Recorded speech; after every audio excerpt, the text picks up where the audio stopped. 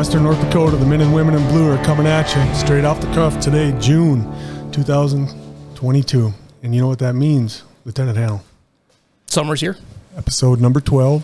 We are on a 1-year anniversary.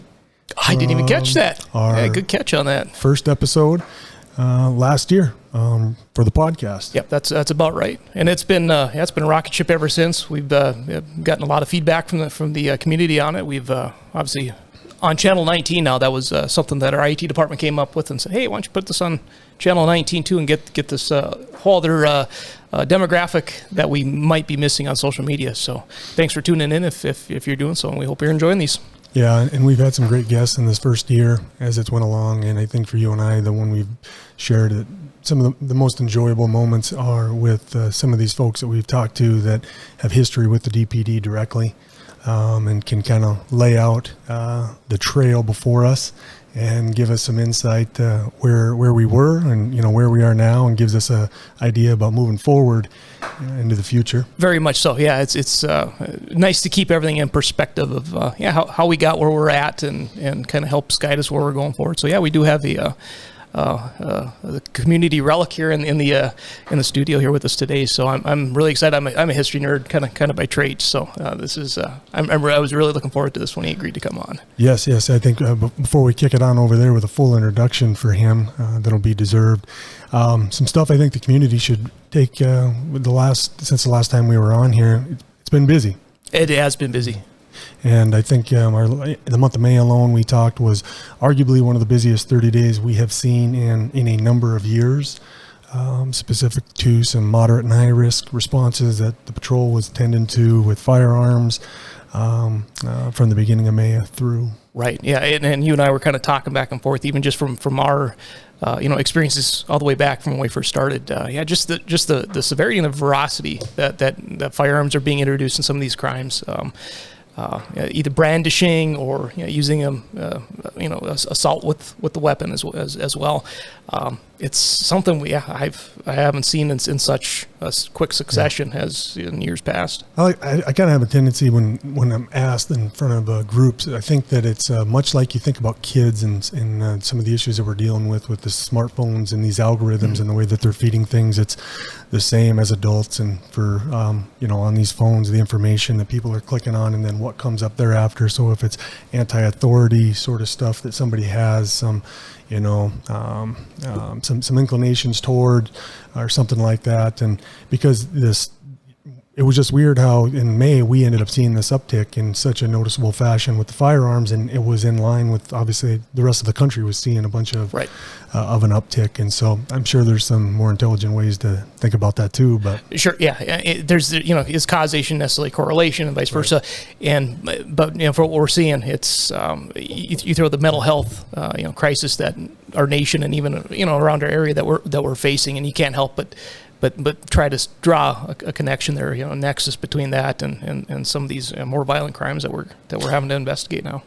Yeah, and it comes at a time we're a little bit short-staffed for the summer. We got some big things happening for the department's growth. We got a few of our 3 of our supervisors currently attending a 10-week Northwest Staff and Command Police Administrative level course that's being hosted here in Dickinson. So that's made things a little bit tighter from a logistical and staffing standpoint. Yep.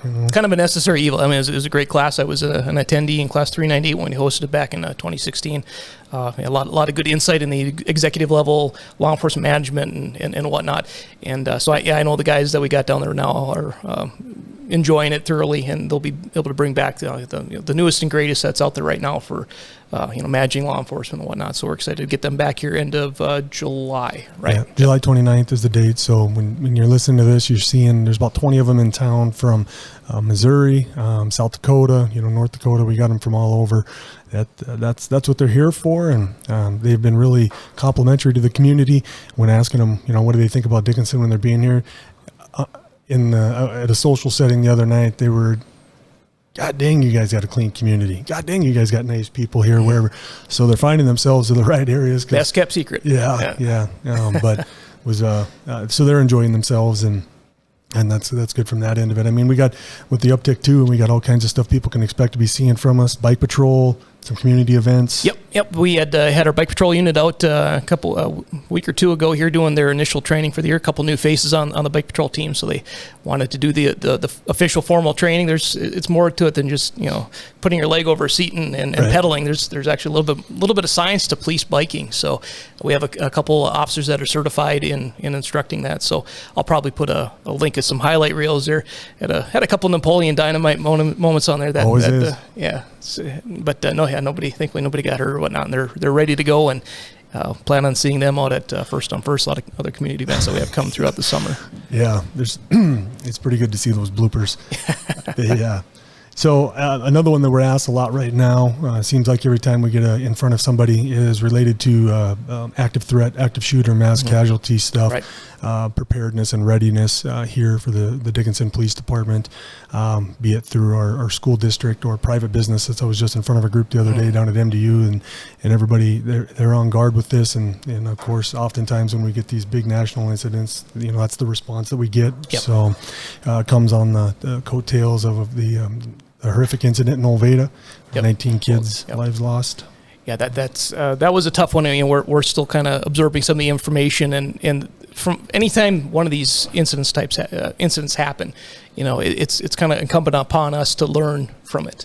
Learn from the lives that were lost here, and so there's already some some initial topics that are coming out there that I think have already covered here, and we feel that we would have been prepared had it happen like that up here. So, but the big thing is just continuing to keep prepared, and part of that is bringing in ALERT is the name of the organization, active law enforcement. I'm not even sure the acronym now, but they're based out of Texas, out of Texas University.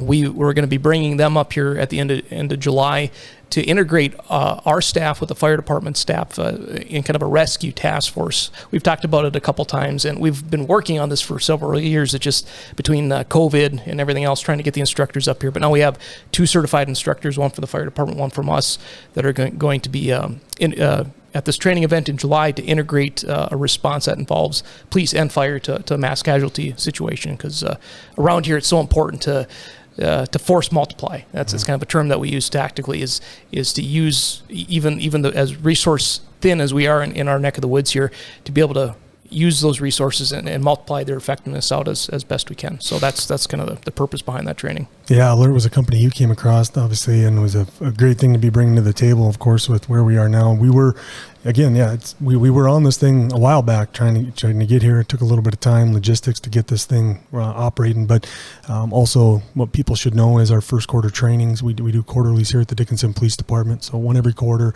And what has been built into one of the foundational pieces of that is our active shooter mass casualty response. So it's a focus point, just because they're happening at such a rate, and one of the biggest things we know, we need to have our officers mentally prepared to go after when it, God forbid, it ever does happen. And the mindset for us is when it happens, not if it happens. And exactly. Yep. That's unfortunately the mentality you have to take, but that's what keeps you that's what keeps your skill level right up there.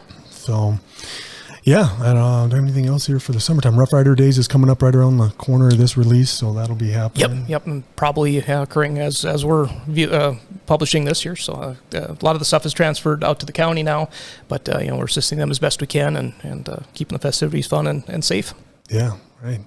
Well, how do we? I don't even know. At the beginning of this, what do? Do we say family man? Do we say soldier? Do we say chief? Do we say commissioner? I don't know. Duane Wolf. Hey, Bucky. Hey, how you doing? Good. What's would be the best way for us to have the conversation today? Well, just as long as it's straight. Yeah. Straightforward. Yeah. Right. Well, we're extremely happy you agreed to come on today and visit with us, Bucky, about a lot of things. We're looking to just see where the conversation takes us. You're a walking history book for us, and to be able to. This was Mike's idea again on the creativity and where we want to go with the podcast and kind of how this thing has developed. And so, I think it's going to be. We're excited for it. So thank you for doing this. Well, I'm happy to be able to do it, because I have a strong, good feeling about law enforcement. That's for sure. certain. Yeah, we at the beginning you said before we went on how lucky we are here. Over the course of your time here, I mean, you're a Halliday guy, Yep. and local born and raised. What's it been like throughout the course of your life? Would you say we've been lucky to have that throughout? Have you ever seen times where it has not been overly favorable for our profession? Probably like in the real 80s, late 70s and early 80s, we had a lot of situations where we didn't have enough manpower to address situations properly. And a lot of times in order to get the situation under control, we had to use discretion rather than valor. You're right. Right. You know, we had to deal with it the best way we could. Okay. And that made it, and probably people expected more out of us, but, you know, what do you do when you're overmatched? Because this would have been about the first oil boom. Yeah, which would have been, do you remember approximately what year that started kicking off? Late 70s. Late 70s. Mm-hmm. You know, it was a really wild time because they brought in people from all over without any drug testing, without anything. And they paid good money, you know, and these guys, they spent it and raised heck, you know. Every night it was we finally had one night we did get the fire department in and blow them off with water. They would close the bars out, and there'd be 200 people out blocking the streets. And you know what? We had maybe the most you ever had was 3-4 guys max. Mm-hmm. So we'd have, you know, up to 21, 23 in jail in one time. We had 3 cells. So, you know, and that was kind of a tough time to get through, but we did it. Sure. Was that anything going on across the country at that same time, or was our oil boom unique to us? It was unique to us. You know, we had a lot of situations, that made headlines, you know, like National Lampoon. We had different things where they had a house that was supposed to be moved and owned by the railroad, and they had sold it. And the word went out. It's kind of like the ZAP thing in '69. The word went out there was going to be a house tearing down party. Well, they several hundred people showed up, and they actually tore the house down. They rammed it with vehicles and whatever, and it was only supposed to be somebody had a house party, and it turned into a house destroying party. We'll have a variety of listeners in on this today, and some of them are gonna know you well, Bucky, and they're gonna want to hear some of those fun stories that maybe you haven't shared in the past. But we're gonna have a lot of young listeners too that don't really know the history behind Duane Wolf and here locally. Just start a little bit about the background, and like I said, the Halliday guy, born and raised, and take it from there. Well, I went in the Marine Corps right after high school, and I served overseas with a amphibious group. I had traveled a lot in the Far East. I went to Korea, Okinawa. We made landings in Iwo Jima. We made landings in Vietnam. We picked up Royal Marines in Thailand and made landings and we went to the Philippines twice.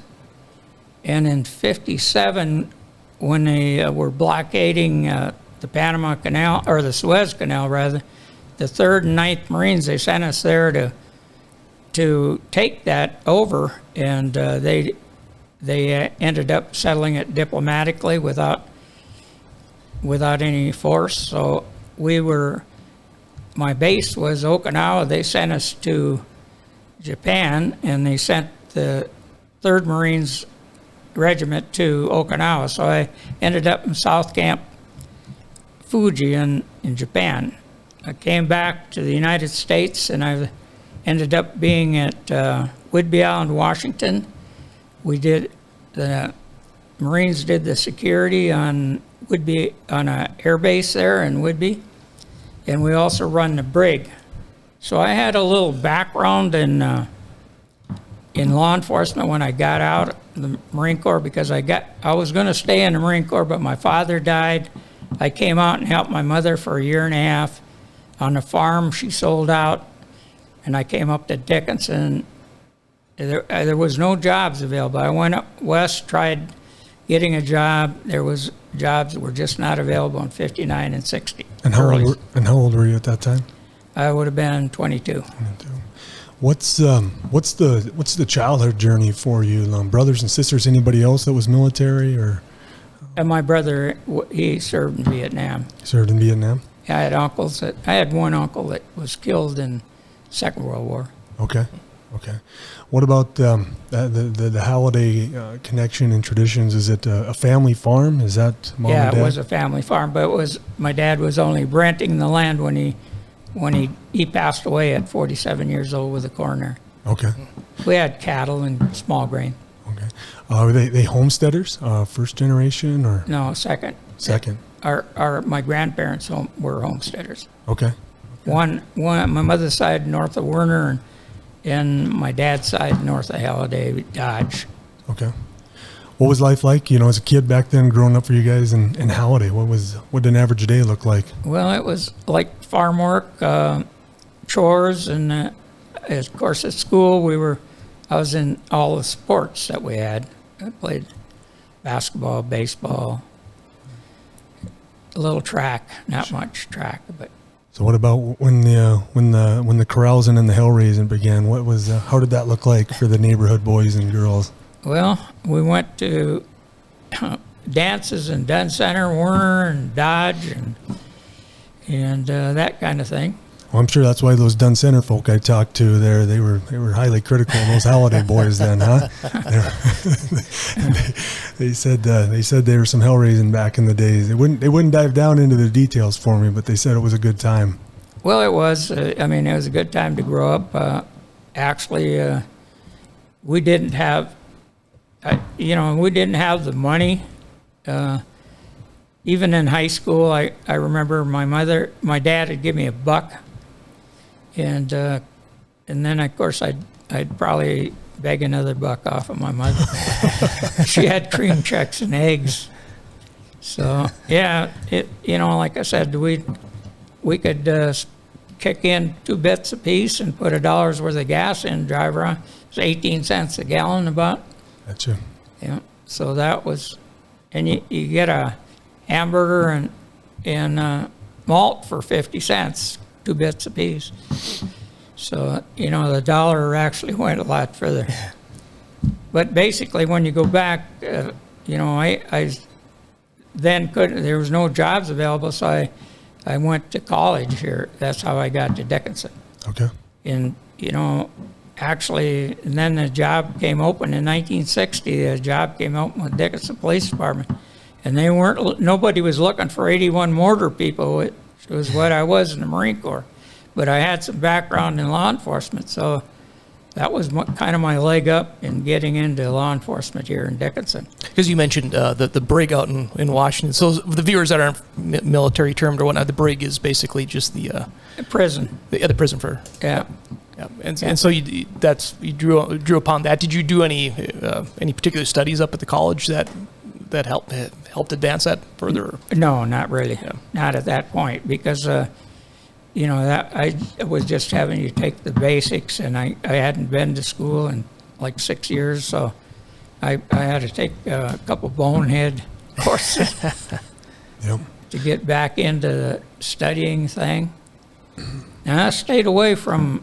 We took a few courses once in a while, but in early 70s, they came out with a law enforcement educational program where the government paid for your tuition and books.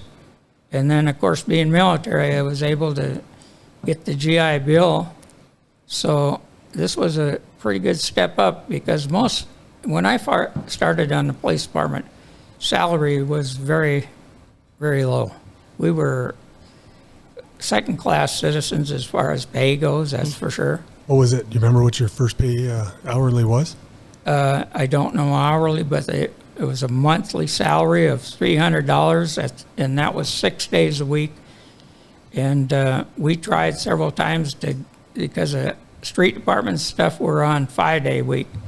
And they said, well, we made $20 more, so they weren't going to allow us.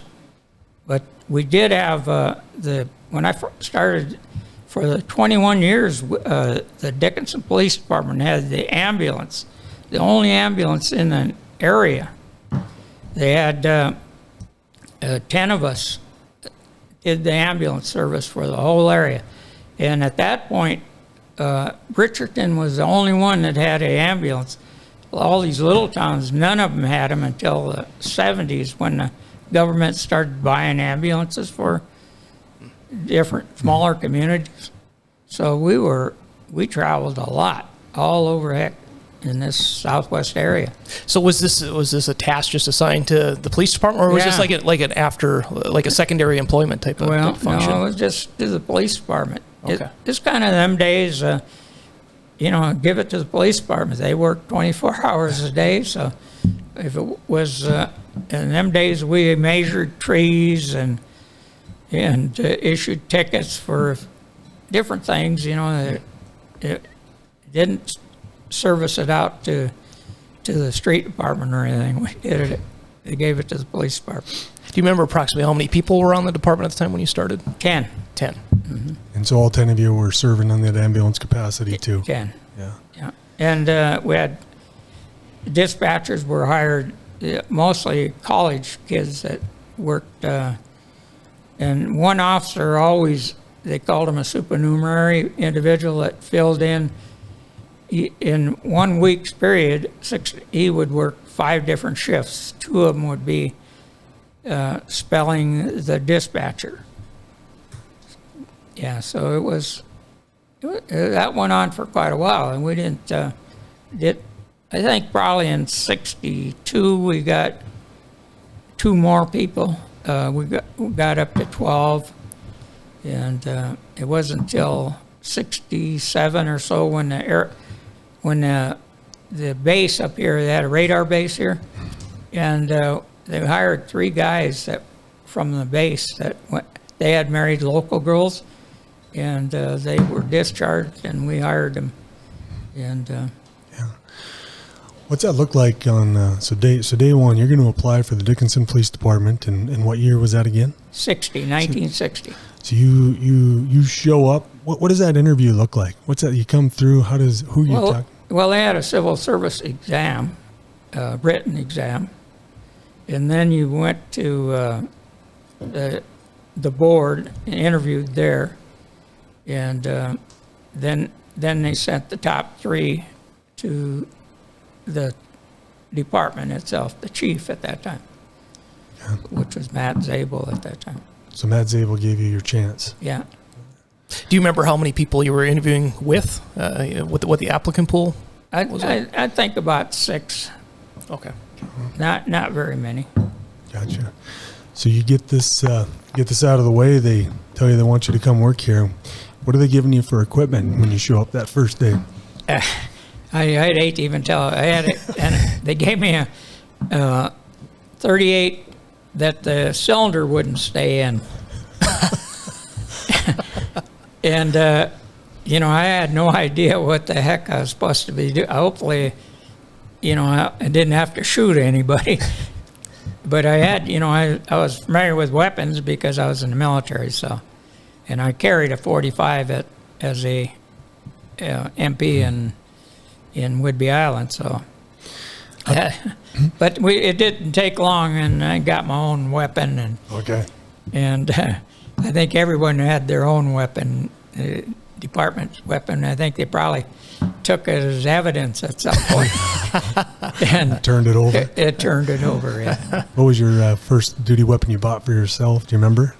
It was a .357. 57. Yeah, Smith & Wesson. How does that feel for you if you get yourself back on, you got this military experience and worldly experience at that time? I mean, I'm not sure how many people here locally were doing a lot of those same things, but how does that correlate for you in your head? And then you come back home and then into the law enforcement world. And it's something that's talked about a lot now with the military veterans, transitioning into the field and stuff. How was that for you?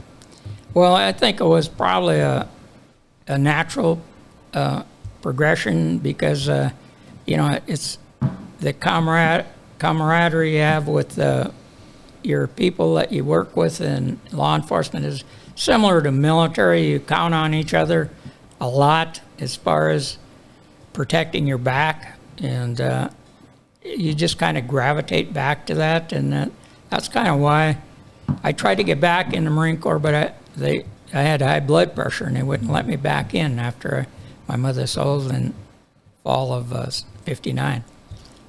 Gotcha. So did you know right away it was the right decision to getting into law enforcement after you're hired and you're working here now in Dickinson, or how does that progress? Well, I actually, I always thought that way back when, I can remember doing a book report or a report at 7th or 8th grade. I had talked about maybe being a detective in law enforcement.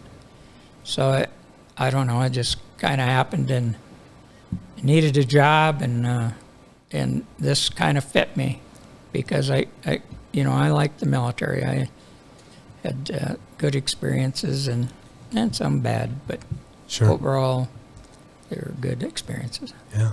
Good life building experiences. I'm sure. So you get going, and how does the law enforcement career progress for you here?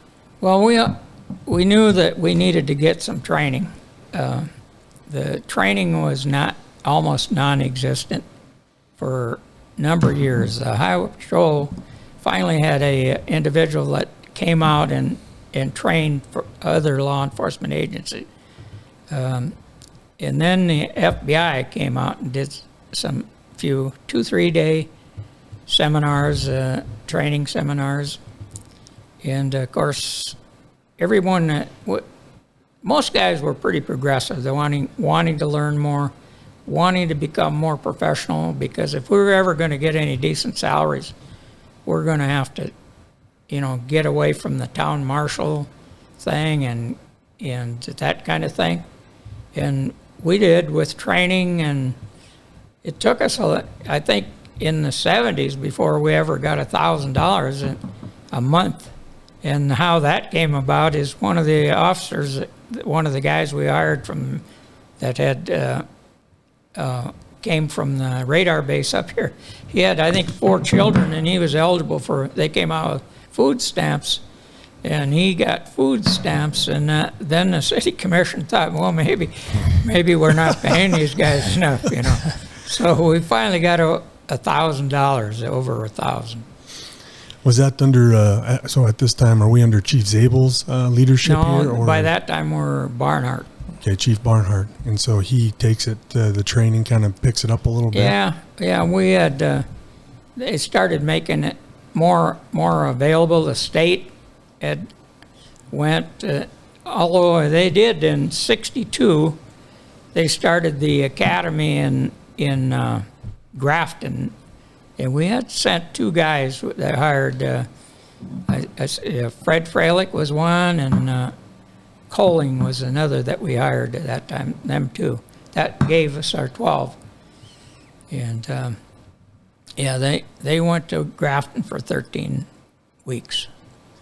That was the first, real training, in-depth training. What's the first promotion look like in the career? How old were you on your first promotion for the DPD, and what did you get into? 65, I made sergeant.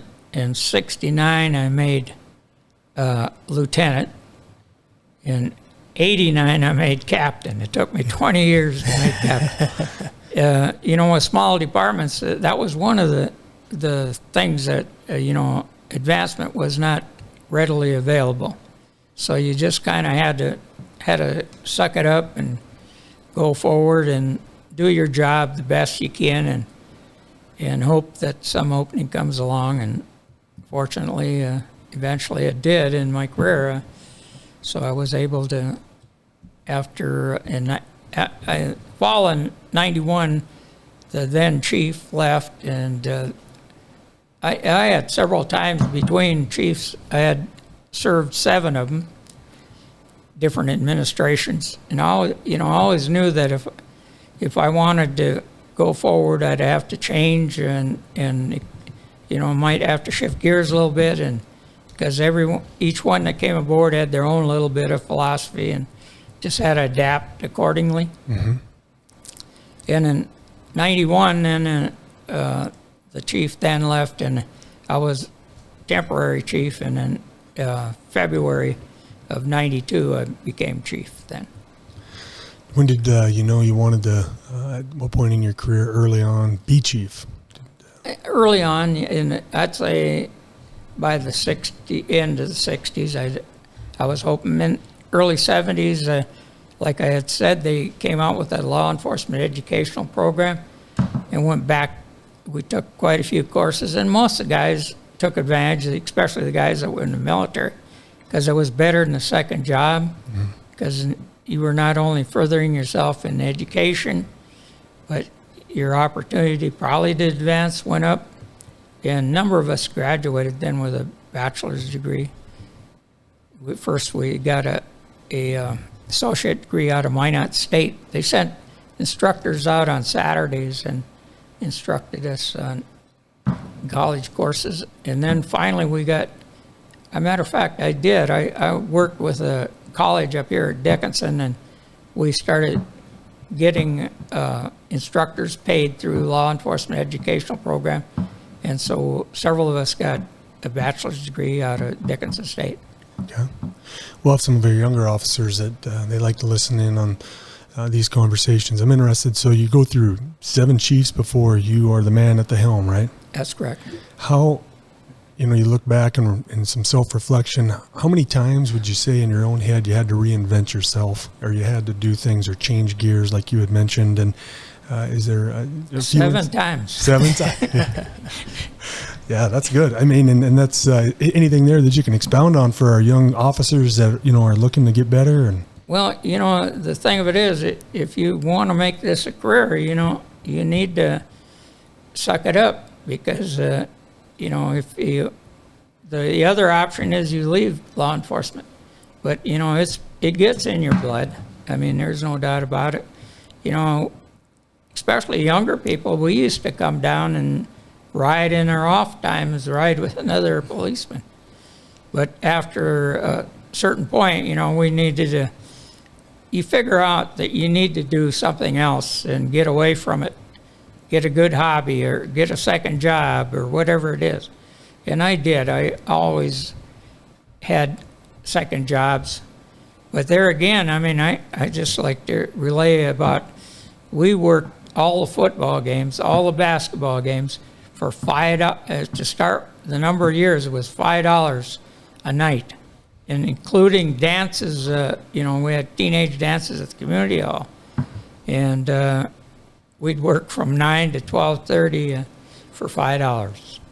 Wow. So did the when did the childhood book report Detective Wolf, you talked about aspiring as a young boy there. Did that come through here in the career with the DPD? Did you get your investigation fix in? And yeah, I did. I was the first one to be assigned when the early 70s started having drug problems here in Dickinson with LSD, and of course marijuana was a new thing.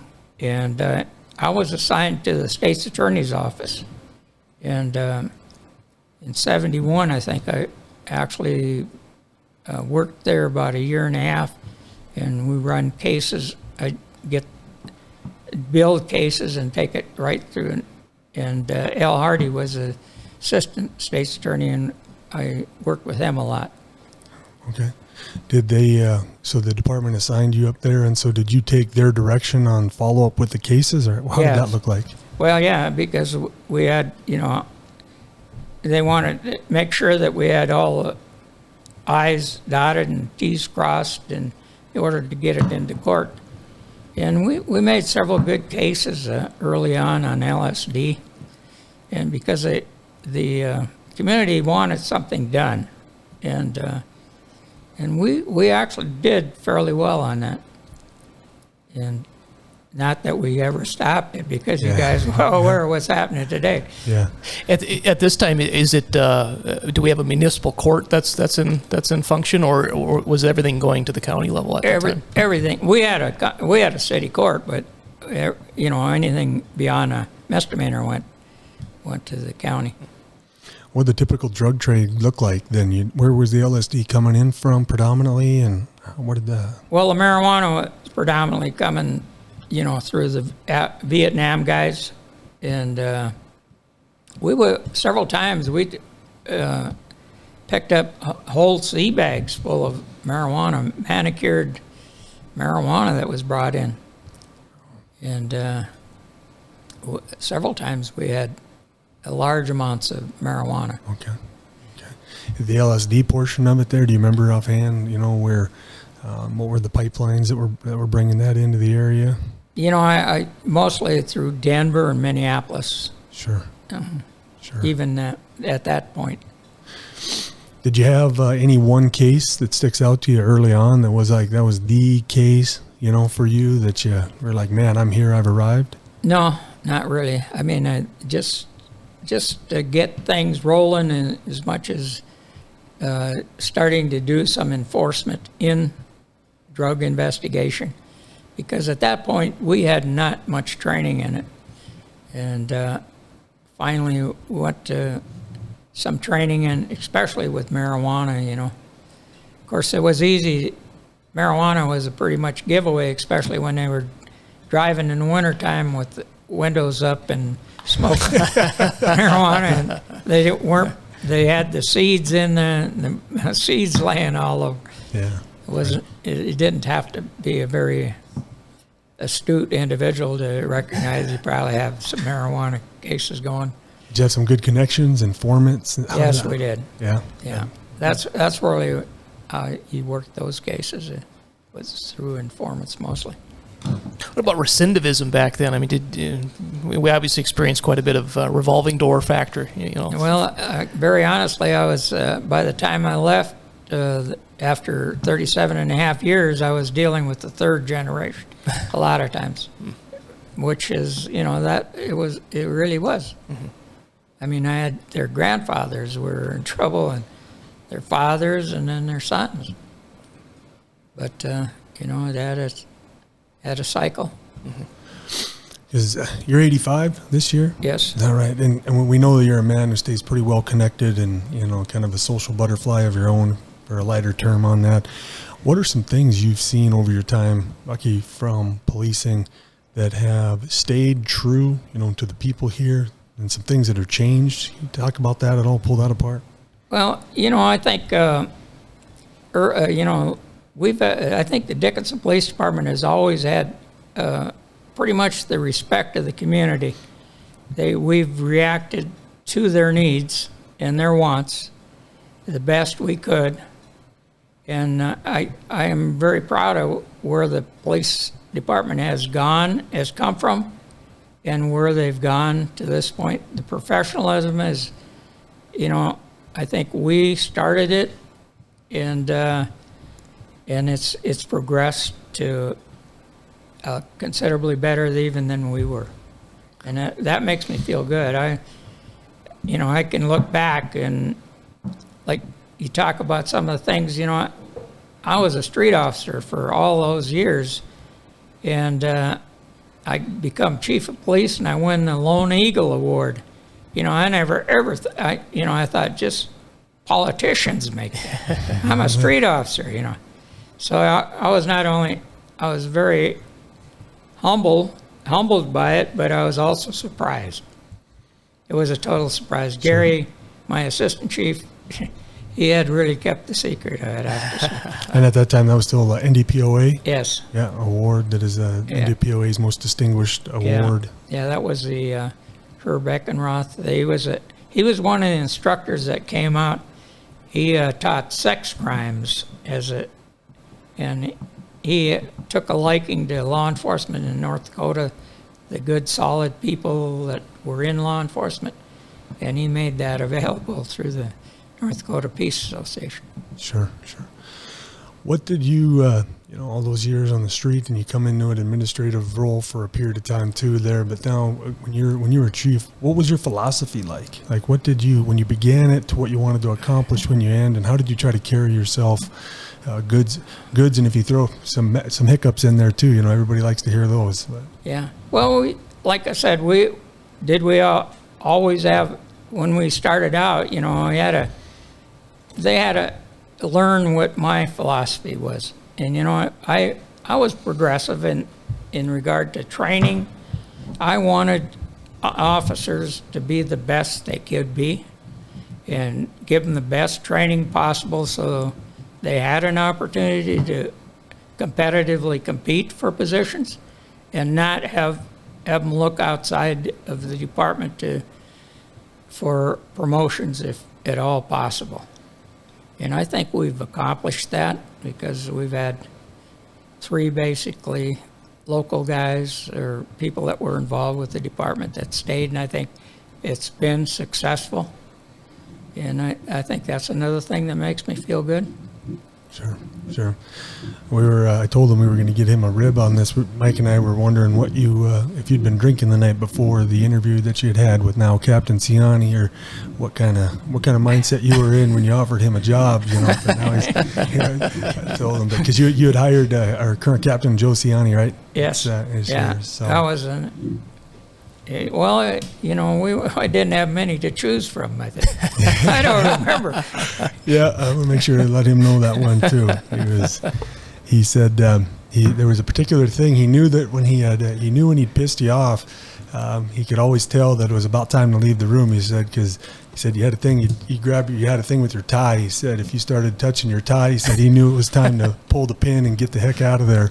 So, yeah, the old Marine had come out of me. Yeah, that's what he said. Yeah, but so what you get to how old are you at the time you retire? I'm 61 years old, and I have in mind that I'm not done totally with public service. I run for the county commission in 2000, yeah. And I stayed 16 years on the county commission, and we had a good run on the county commission too, because and then another thing I liked, because I became the chairman of the women's prison in 93, and I was that until I retired in 16. I had planned on probably spending 8 years, 2 terms with the county commission, and my wife died in 2005 of pancreatic cancer, and it gave me something to do, and I enjoyed it. And most people are great to work with, and I always, on the police department, I've worked with some great guys, and they're what ended up with my career being good, is the fact that I had some good people working with me, and you're a brotherhood. I mean, you are, mm-hmm. Just like in the Marine Corps. I mean, that's the way it is. You take care of each other. You leave. What's the atmosphere, the environment like? You go to the commission. How come not city council, city commission, why county? Well, because I thought I could add more to the county, because I could bring some of my professionalism to the county, because and we did.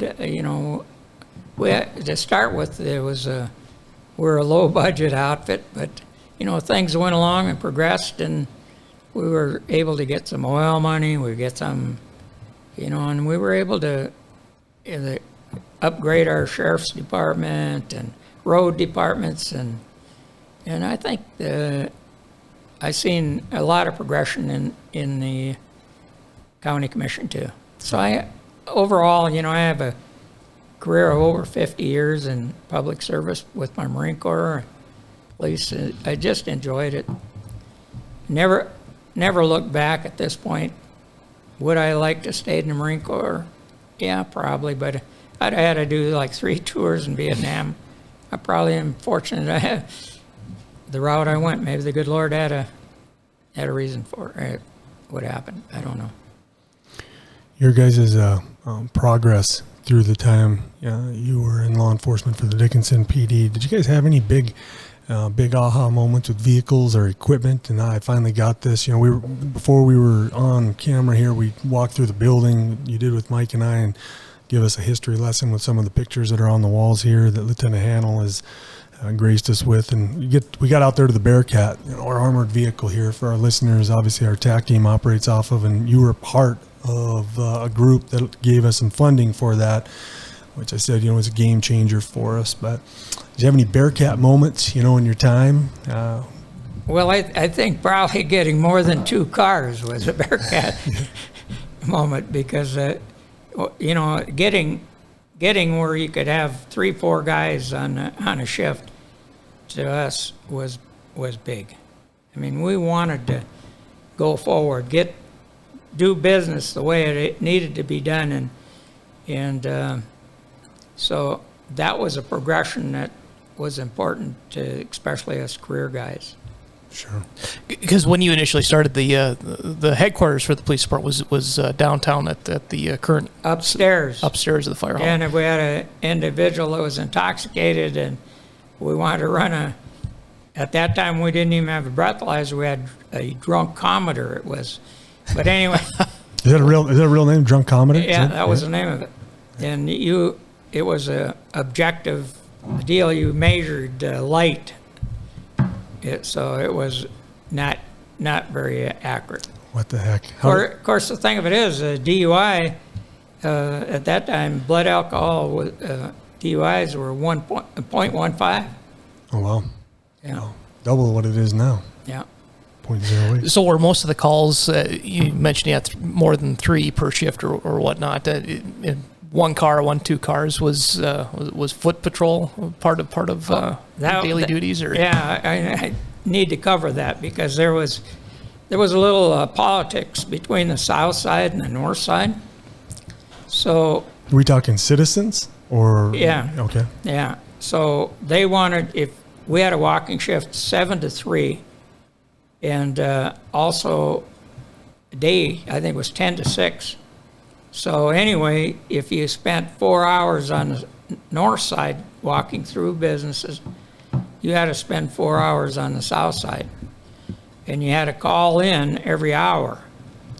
And they had a little shack on the south side that they had a phone in there. You could call in to the dispatch in case they wanted you for something. But, there were quite a few businesses on the south side. There was, 4 bars. There was a cafe. There was 2 restaurants, a furniture store, a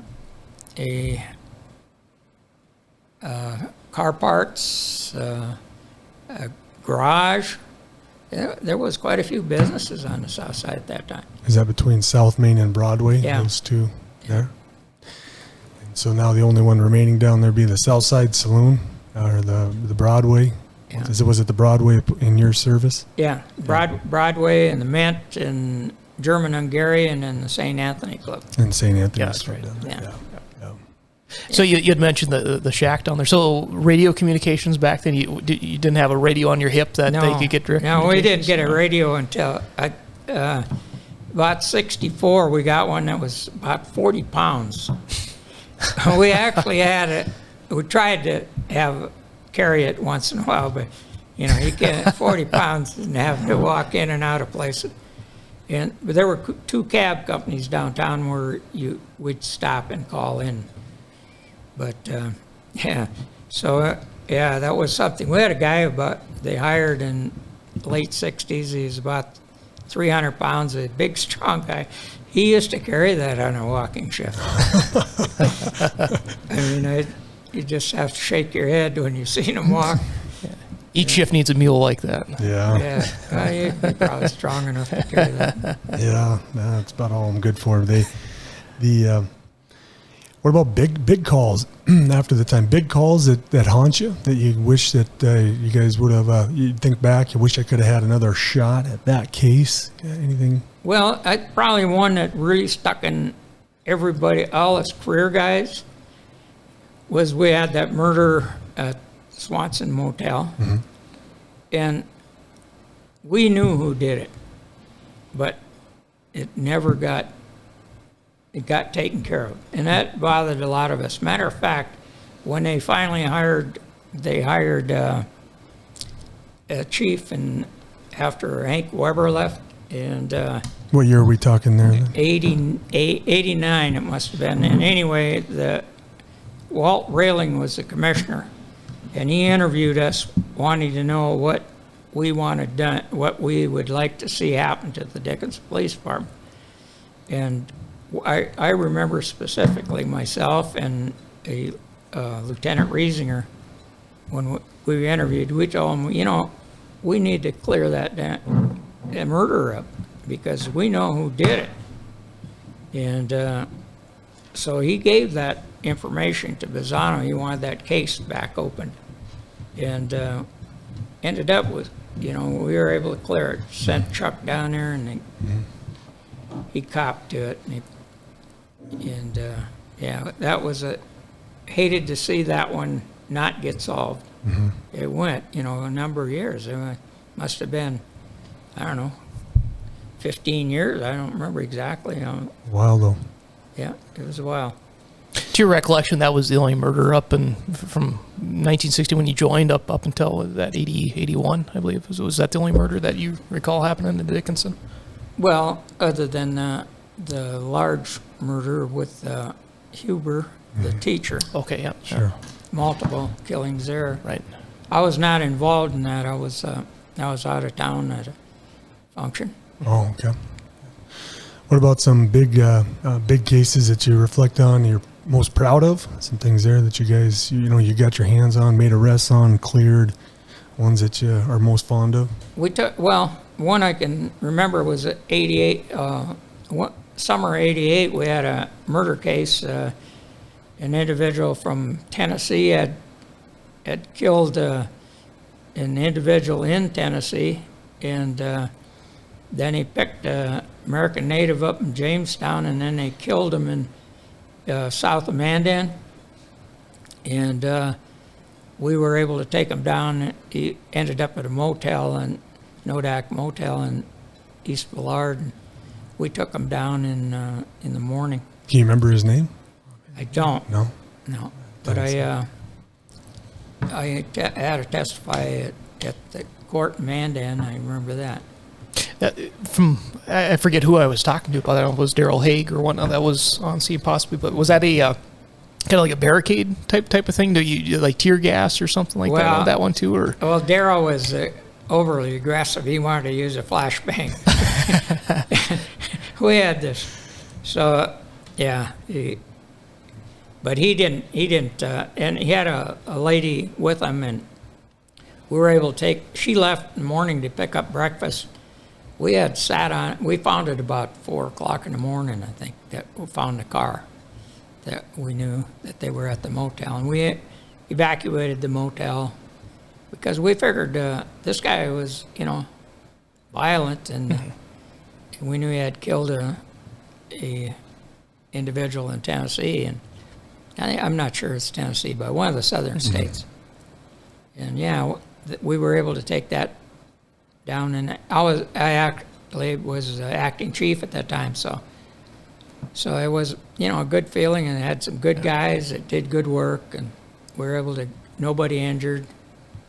Are we talking at this time like the having the luxury of bulletproof vests at that time? We had some, not the best, but we had several for people that were actually making an assault on a room. And so it wasn't to the point of wearing them on a daily basis or no, nothing like that? We had them in the trunk of our cars. Yeah.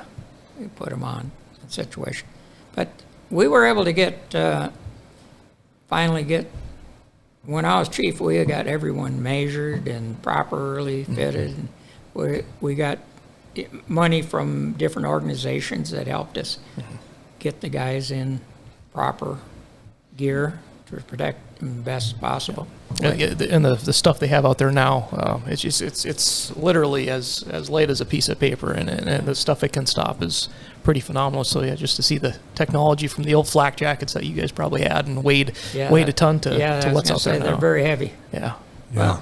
Some So of the, kind of interesting, all the Under Armour body, and that's what it was made for, is cooling and heating, and now they have everything Under Armour. yeah, You can buy eyeglasses, I think. yeah, right.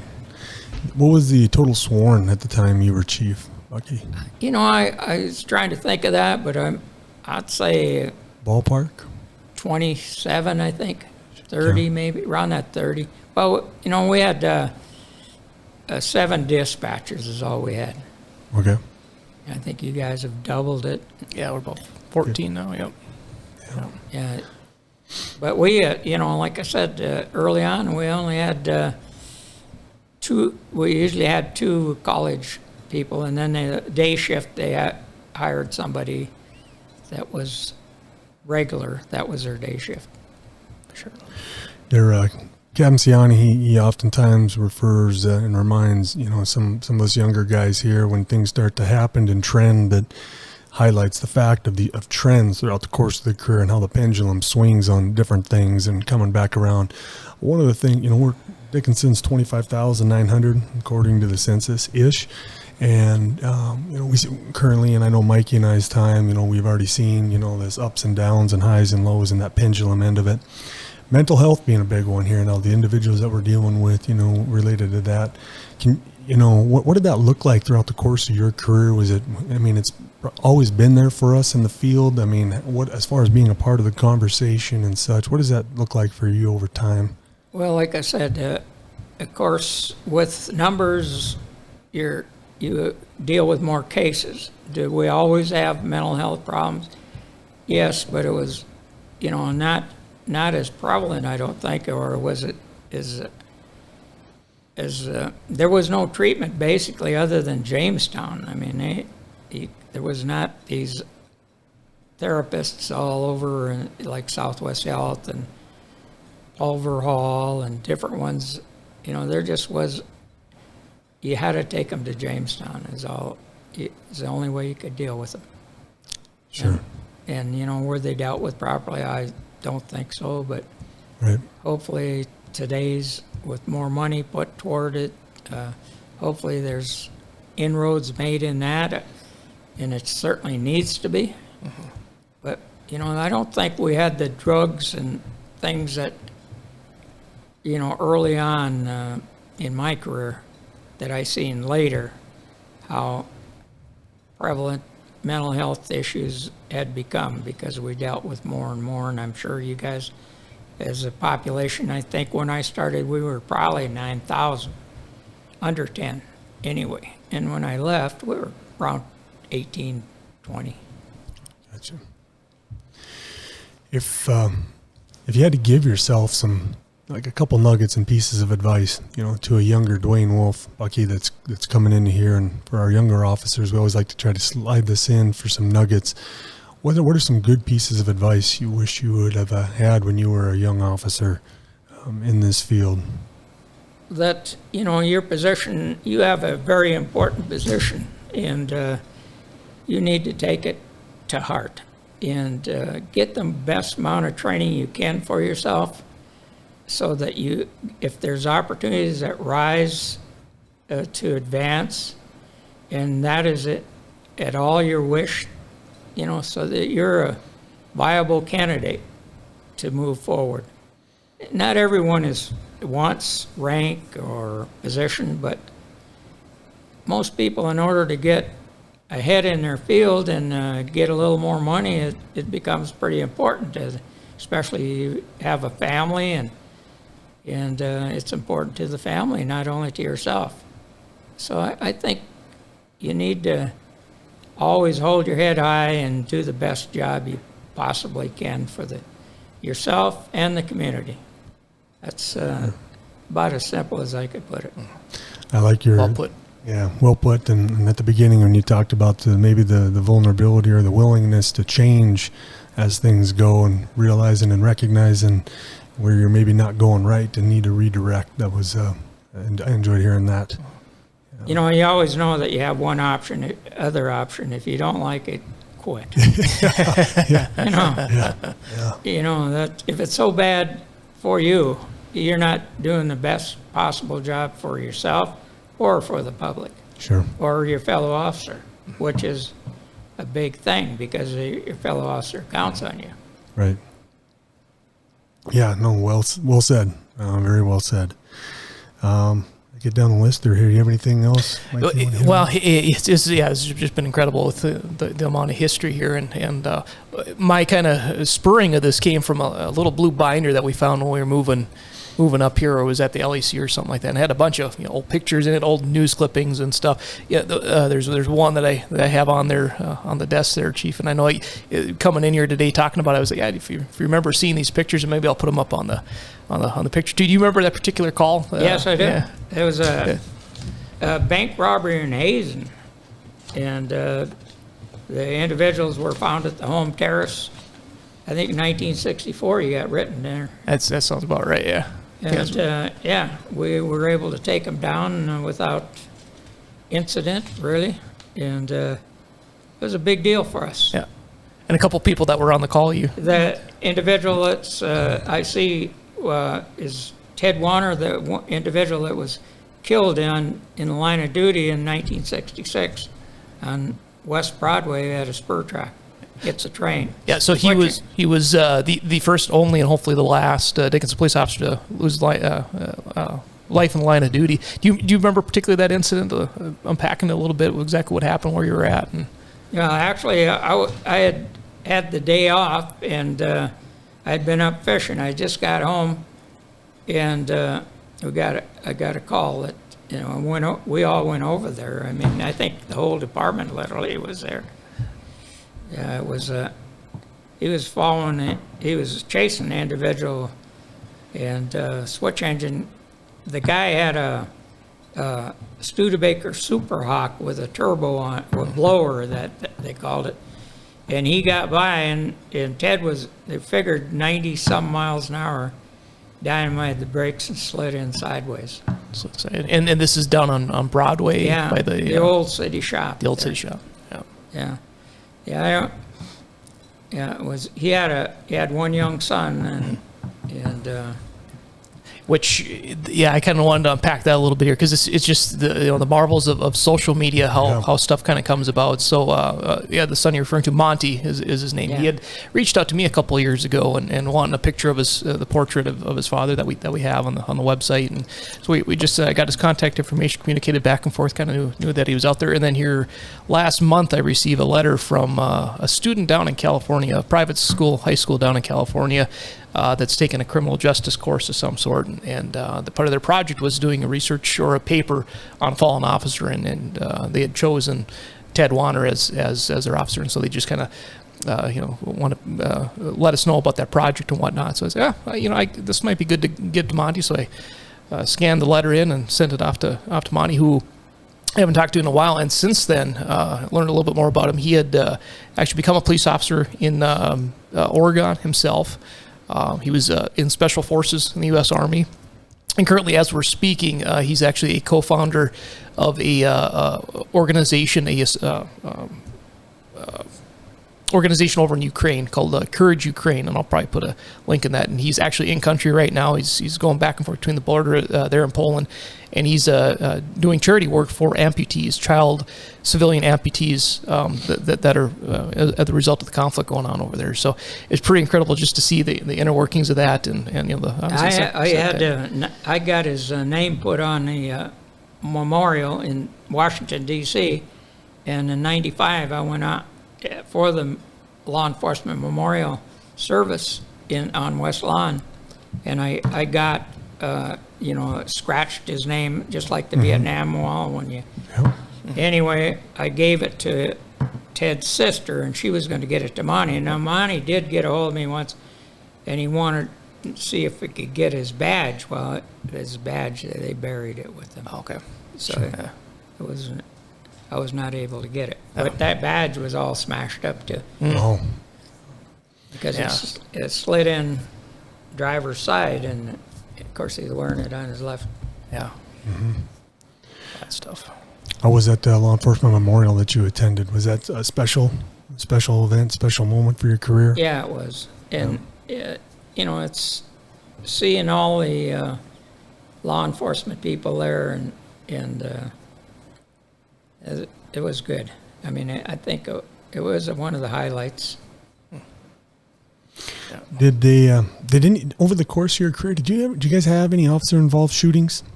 You know, Chief, we didn't. No, we were shot at, but we didn't. It was actually a guy that wanted to commit suicide, wanted us to shoot him. Mm-hmm. It was a police suicide situation, but we sucked it up and watched how many times he fired, and we knew he had a revolver, and when the second time he fired full 6 rounds, we got him, tackled him. In Mike and I's time here, we've brought this up on a couple. There's been 5 instances of officer-involved shootings since the time we've been hired till now. Both of us about halfway through our career, so it's always interesting to look at those different lenses and things on how times have changed. Yeah, we had, I had weapons pulled on me more than once, and luckily I didn't have to shoot anybody, or did I get shot? Although we got close. I mean, we seen sparks fly when and we finally jumped. Each shot into the side of the car that we jumped on the back of the trunk. Where did that take place at? Over, it used to be a farmer, let's see, what's there, a dollar store on west of Bullard there. Okay. Right down there by the tracks? Yeah. And then, okay. What was there there? was a motel, the same motel, Home Terrace Motel. The guy was coming out of the back. Seen a trend there. Yeah. Yeah, right. Yeah, what year was that? You remember? I'm thinking of probably early 80s. Okay. During that time there, you said things were going quick. Yeah, he was a oil worker. Okay, sure. Yeah, like I said, matter of fact, I had a national news rode with me one night too, for 4 hours. He took pictures of what we were doing, and being that that was big news. That North Dakota was where it's at. Jobs and money. We get guys, like I said, one group, like I was saying earlier about this group that'd be hanging out after bars close. They all go out and drinking on the street, and we'd dress a dozen, and next night we charge them $50 bond. The one guy say, "Well, I paid last night. You guys, it's your turn to pay tonight." And they go to work. I mean, there was no drug testing or alcohol testing. It was a different time. A lot of accidents out on the field, with drugs and alcohol. Were the oil companies typically running shorter shifts then back then too? I think that might have been a big difference between our boom and yours. And safety. They all have safety officers and they have checks, and it's a good thing. You probably had a little smile to yourself not being in the profession when this last boom hit. Probably crossed your arms and sat back a little bit and said, "Well, I like to see the fact that I'm always hoping the taxes will go down." Yeah. Now, see, I'm on the other side now. I think I spend a lot of money. Of course, I involved in budgets for 16 years with the county too. Yeah. That's awesome. Mike, do you have anything else? Wanted to make sure we got him. Yeah, no, this is great. I appreciate you coming in here, Chief. This is definitely to memorialize a lot of this stuff. I mean, there's just so much history that every day is just kind of fleeting, and it's good to good to get this on the open. I said, we came from the town marshal thing to some pretty professional law enforcement for this community, and well trained and well educated. A lot of times years ago that was not the case. You had to have a body. Yeah. We try to tell the young officers now that they come in and they're pretty hell bent and want to get out there and get after the crime world, and sometimes got to give them a reminder on the community end of it when we have conversations like this, that how lucky we are. You know, we say that more often than not, just how lucky we are, and because we know when things go bad, it's not going to be those that are, you know, our offenders that are going to be coming to the microphone for us. It's going to be Chief Wolf and, you know, our community that supports us. You're right. So, Yeah. well, we always like to finish this thing with a round of what we like to call speed cuffing. And now with this, you hear that in the background there. I'll click. This essentially is just going to be a 30-second, just a hot shot rapid fire. I'll just present a question to you, Chief, and the first thing that comes to mind, you would give an answer. That's just whatever comes to mind on the question that I give you, give an answer, and we'll see how many we can get through. It's kind of a fun, lighthearted thing, just to kind of pick your brain a little bit and see where you're at. So, sound good? Hard to pick an 85-year-old's brain. I'll tell you what, if I'm doing as well as you at 85, I'll be doing just all right. I'll tell you that. So, all right. Okay. Ready, all set? Right. Yeah, ready, set. So, okay. Favorite retirement activity? Reading. Favorite kind of music? Western. Favorite drink? Water. Yeah. The most enjoyable police rank during your career? Chief. Marine Corps mascot name is? Bulldog. Chesty. Chevy Bel Air or Ford Thunderbird? Thunderbird. Ford. And I got to get this one here. Halliday was founded in what year? I had to go search for this one. 1909. I don't know. 19. It was moved close, too. I yeah. found too. It's what? I seen there was Halliday initially. Yeah, and then there was moved matter of fact, one of my classmates got a ranch right on the site. Okay. Where old Halliday. And they moved it to get closer to the railroad. Railroad built a railroad 2 miles Yeah. south. Yeah, that's what it said. So, yeah. What year was Halliday? 1914 is what I had. So I'm pretty close. That was pretty close. Yeah. Yeah. Price is Right rules. That's good. Yeah. Yeah, that'll work. Close counts and grenades, right? You got any parting shots or words for us? No, I Chief just am happy that you guys are protecting our citizens here and myself and family. You guys do a good job, and we're proud of you. Yeah, it's duly noted, and we'll take that all day long. So, we are going to be teeing up our dispatch center, I think, maybe here in the next one. Yeah, I think we're going to try to get one of our dispatchers on and try something different here. So, yeah, and get some 911 communication stuff out there, and share some stories, and get some cut-ins maybe. But that'll be coming up next, episode 13. But in the meantime, we want to make sure everybody gets subscription to our podcast, Apple, Spotify, Google, Amazon Music. Be paying attention to Channel 19, YouTube, our Dickinson Facebook page with Lieutenant Hannah. We're growing like crazy. It's continuing to get more and more followers. 13,000 I saw the other day. if you're getting close to 14, yeah. It's close to Click 14. subscribe. So Help us out. yeah, thank you guys. We hope you enjoy it. It was great for us. So thanks, Take care. Bucky.